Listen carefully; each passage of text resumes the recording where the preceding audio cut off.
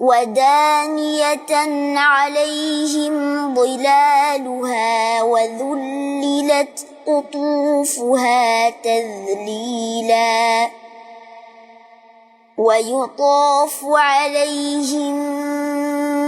بآنية من فضة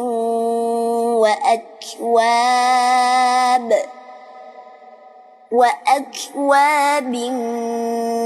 كانت قوارير من فضة قدروها تقديرا ويسقون فيها كأسا كان مزاجها زنجبيلا عينا فيها تسمى سلسبيلا